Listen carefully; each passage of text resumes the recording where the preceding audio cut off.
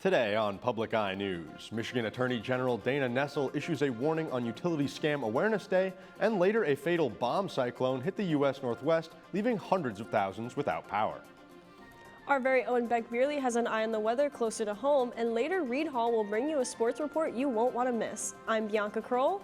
And I'm Bradley Seaborg, and this is Public Eye News.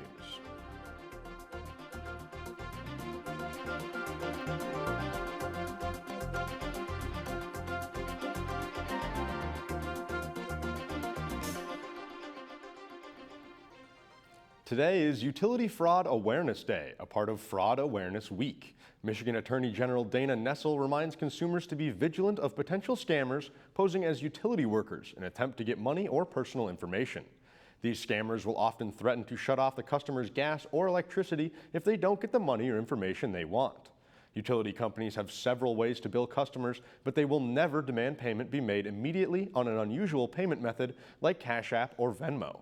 Utility companies will also send a notice in advance before they come to disconnect a utility service, and you can always verify the legitimacy of any claims by contacting the utility provider directly.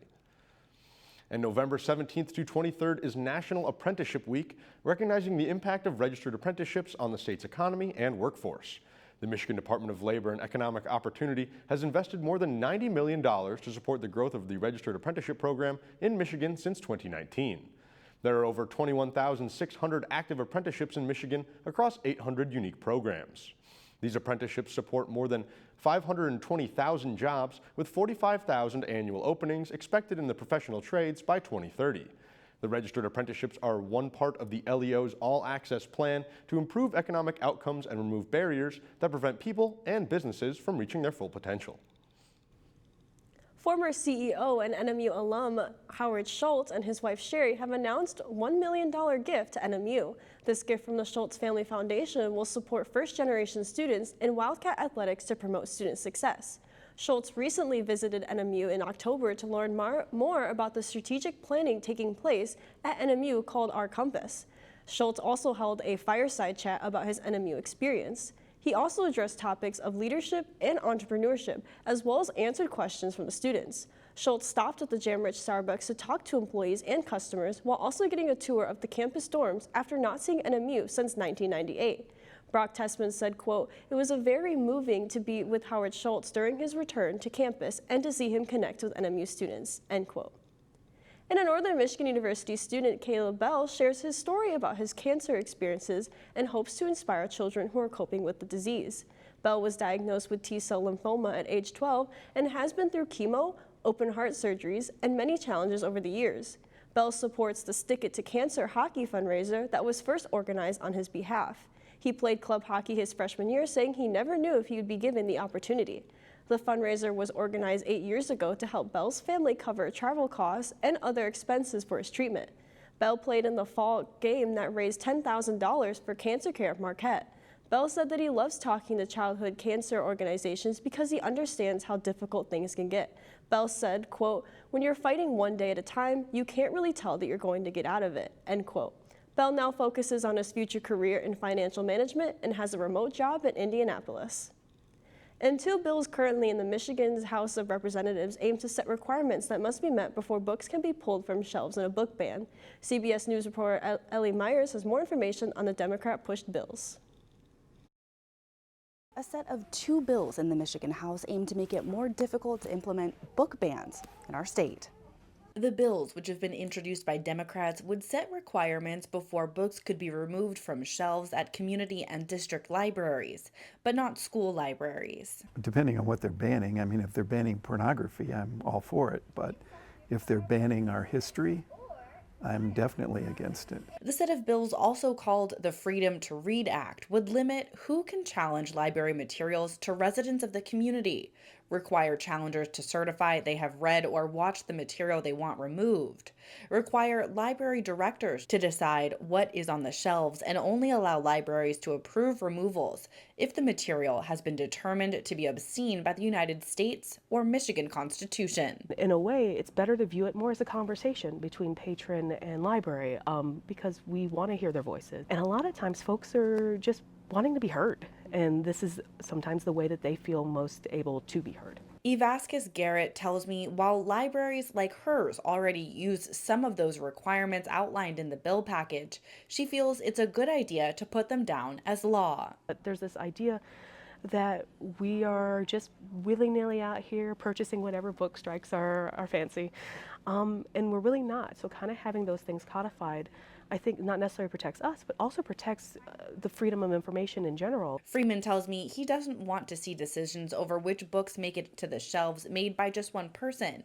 To him, it's important, he says, to think of his granddaughter. I want her to know the true history of our country. Reporting in East Lansing, I'm Elle Myers, CBS News, Detroit. Don't touch that dial. We'll be right back with your weather and national news after this short break. Barrier Reef is in grave danger. For over 65 years, Sir David Attenborough has been the voice of the natural world. The blue whale! And he's become one of the most loved and respected broadcasters of our time. The truth is, there's no one like David. Audiences rarely get to see the man behind the lens. This is David Attenborough's life journey. Tonight at 8 on WNMU TV. Hello and welcome back. My name is Beck Burley and I'll be diving into your Public Eye weather report. Taking a look behind me at the campus cam, it's a little gray in the skies and there's not a whole lot of activity, but let's jump into some current conditions around the UP. Starting up in Houghton and around the majority of the UP, we're looking at cloudy and rainy conditions. It's currently 44 in Houghton. In Ironwood, it's 35. In Iron Mountain, it's 44. Down in Menominee, it's 43. And taking a look at the eastern side of our board, over in Escanaba, it's 43, a little rainy. In Manistique, it's 39. And in Sault Ste. Marie, it's 48. Back in Marquette, it is 40 degrees. Taking a look at our closer conditions, we're looking at winds out of the west at 2 miles per hour with a barometric pressure of 29.60 inches and falling. Tonight we can see some rainy conditions with a low of 35 and winds out of the northwest at 16 miles per hour. And our current lunar phase is a waning gibbous. And tomorrow we can see some rain-snow mix with a high of 42, a low of 39, and the winds prevailing out of the north at 16 miles per hour. Looking ahead, this Friday we have a high of 42 with some cloudy, rainy conditions and a low of 36. This Saturday, a high of 38, same conditions and a low of 32. And this Monday, we can see some snow with a high of 36 and a low of 33. That's all I have for weather. Back to the desk for more stories. Thanks for that weather update, Beck. It's certainly exciting seeing that snow start to work its way into the forecast. Now for our national news. A powerful storm considered a bomb cyclone battered much of the northwestern U.S., leaving hundreds of thousands without power and including 2 deaths. The strongest atmospheric river to hit the region this season dumped massive amounts of rain along with hurricane-force winds. The storm prompted a winter storm watch for the northern Sierra Mountains with a possibility of 15 inches of snow over a 2-day period. Further south, the intense rainfall brought dangerous flash flooding along with rock slides and debris flows. Winds in more mountainous areas could reach 75 miles per hour with sustained winds of 65 miles per hour in the Cascades and Northern California. As of Wednesday morning, roughly 500,000 people remain without power. And President-elect Donald Trump has named Linda McMahon, a former WWE executive, to lead the Department of Education. Trump has been vocal about dismantling the Department of Education altogether, a job that would need approval from Congress. The main role of the department is financial. It distributes billions in financial funds every year to colleges and schools. These federal funds are key to Trump's plans for colleges and schools, vowing to end funding of schools that, quote, push critical race theory, transgender insanity, and any political, sexual, or racial content, end quote. Public schools are less reliant on federal funding, with only 14% of their budgets coming from federal funds. Colleges are much more dependent on federal funds for financial aid for students and research grants. Much of the funding to K-12 schools go through programs like Title I that provide support for low-income schools and individuals with disabilities. And the U.S. Embassy is shutting down amidst the conflict in Ukraine. This after Biden approved the use of U.S.-provided long-range missiles and most recently anti-personnel mines. CBS reporter Naomi Rukum has more updates on the conflict. 1,000 days since the Russian invasion of neighboring Ukraine, Ukrainian forces have fired several American-made long-range missiles inside Russia for the first time. This video appears to show a launch, though we can't verify it.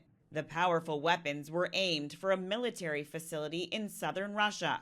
Ukrainian President Volodymyr Zelensky says his Russian counterpart Vladimir Putin has one goal: destruction. 1,000 days, I think it's enough to understand that Putin doesn't want any peace. Putin is now raising the stakes worldwide. On Tuesday, he formally lowered his nation's threshold for using nuclear weapons, clearing the path for a possible nuclear response. So far, America has given Ukraine more than $56 billion to fight the war. But for some, the support hasn't come fast enough. I'm really disappointed that every decision that the U.S. government is making comes about 6 months later than it was needed.